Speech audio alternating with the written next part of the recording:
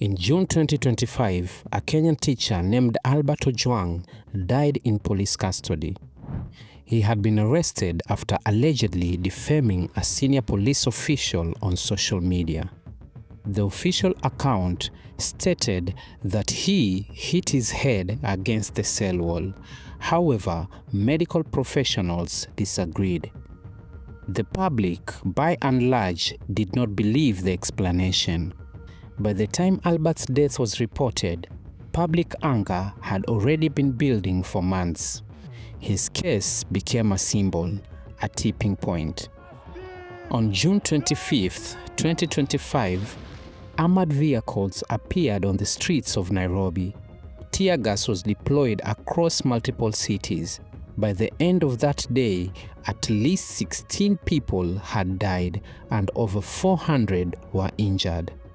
Albert Ojwang's death did not happen in isolation. It exposed deeper structural failures, political, economical, and institutional.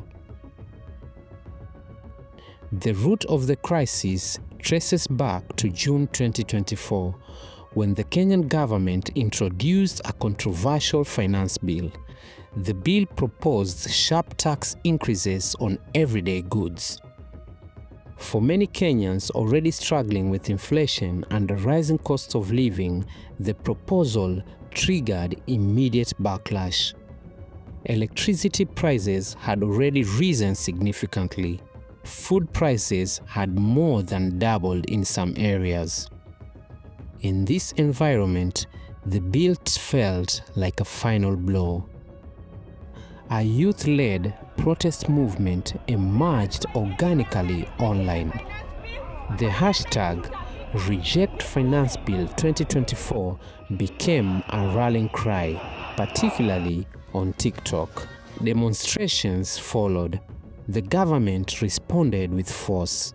At least 69 people were killed, 32 disappeared, more than 600 were arrested, most of them young people. Eventually, protesters stormed parliament. 23 people were killed in a single day. President William Ruto responded by withdrawing the bill. He dismissed his cabinet, but many of those removed were quietly reinstated later. What happened in 2024 was not just a one-time incident. It established a pattern for how long the government will handle dissent going forward. Albert Ojwang's case followed this pattern. A citizen criticizes the state and is met with arrest and silence. However, what set this moment apart was what happened next. Short after Albert's death, a separate incident was captured on video, a police officer shooting an unarmed street vendor in the head. The video was widely circulated. Public outrage intensified. Together, the two incidents, one quiet and disputed, the other public and indisputable, galvanized public anger across the country. We are tired. Every single day there's a new reason to get angry at this government. Every single day. They're now selling fear. By killing Albert Ojwang, they're trying to sell fear. On June 25th, thousands of Kenyans marched in cities across the country. Many were protesting police violence. Many were there to remember Albert Ojwang.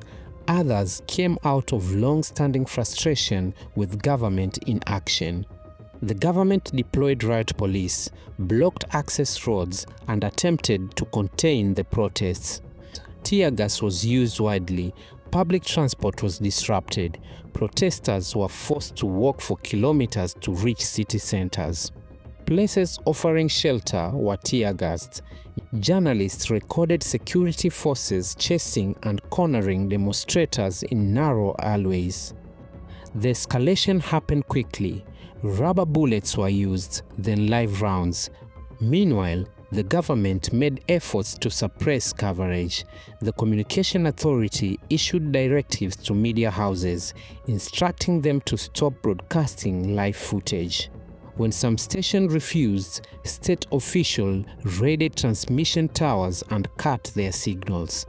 Nevertheless, journalists continued reporting, often at personal risk. Senior government officials maintained a hardline position. Interior Cabinet Secretary Kipchumba Murkomen referred to the protest as terrorism disguised as dissent. At no point did the government acknowledge systemic issues within the law enforcement or express public concern over Albert Ojwang's death. This response, defensive and dismissive, only deepened public mistrust. The country remains caught in a cycle. Dissent triggers repression. Repression leads to promises. Promises lead to disillusionment. And the process begins again. Behind the numbers are individual stories. Albert, who died in custody, the street vendor killed on video, the youth who fill the streets in search of dignity, jobs, and a better future. Today, many of them are injured, missing, or grieving. Parents search hospitals. Communities bury their dead. Trust in institutions continue to erode.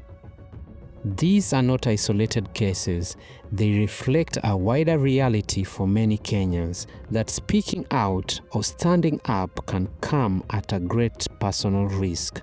The unrest of June 2025 has become a national symbol, not just of police brutality, but of something deeper. A political system that resists criticism, economic structures that leave millions behind, a state that promises reform but delivers continuity. The crisis raised a broader question: what kind of country does Kenya want to become? Will it continue to suppress dissent and deepen inequality, or will it confront the root cause of unrest and begin meaningful reform? The armored vehicles may have left Nairobi streets, but the grievances that brought them there remained unresolved.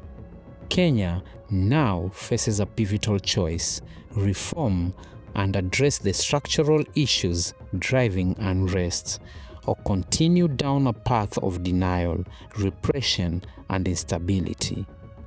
The events of June 2025 were a warning.